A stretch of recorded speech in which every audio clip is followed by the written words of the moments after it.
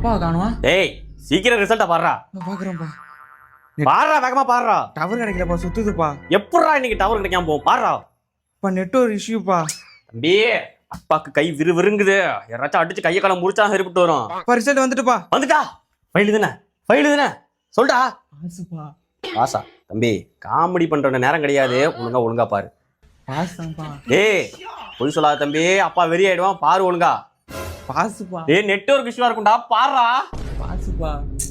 உன்னால நம்ப முடியாது. நான் போய் வெளியாட்ட கேட்டு வரேன். தம்பி இது பாஸா ஃபைலான்னு பாருப்பா.